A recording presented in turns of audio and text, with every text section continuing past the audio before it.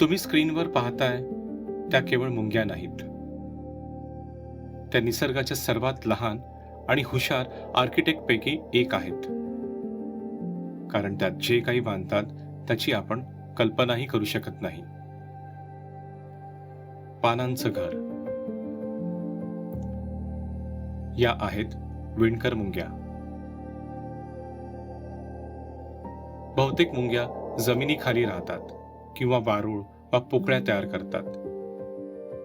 पण या व्यतिरिक्त ह्या मुंग्या ओळखल्या जातात ते आपली घरं बांधण्यासाठी, तेही झाडांवर.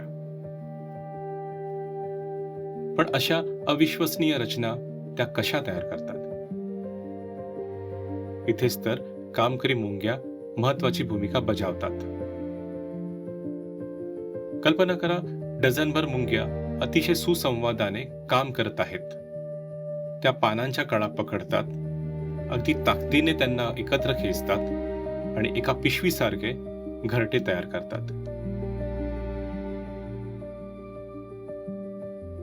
पण त्या ते कसं बरं शिवत असतील?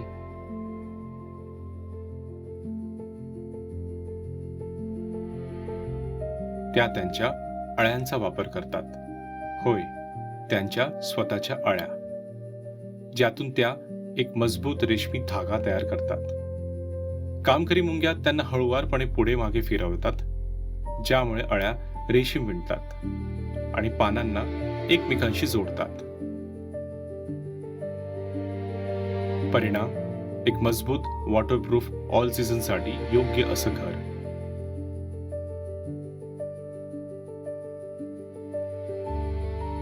या पानांच्या घरांमध्ये मुंग्यांचा एक अख्खा समुदाय जगत असतो.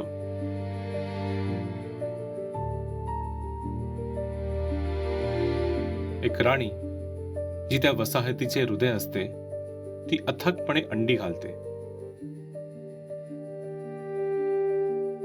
मग येतात कामकरी मुंग्या, ज्या सतत अन्नाचा शोध घेतात. आणि मग सैनिक मुंग्या, ज्या शांत पण खंबीरपणे आपल्या साम्राज्याचे रक्षण करतात. त्या म्हणजे छोटे टायटन्स, ज्या जीवनाच्या गुंतागुंतीची कलाकृती कायम विणत राहतात. आश्चर्यांच्या या जगात कधी कधी सर्वात विलक्षण गोष्टी सर्वात लहान रहिवाशांद्वारे बांधल्या जातात, तेही तुमच्या आमच्या अंगणात.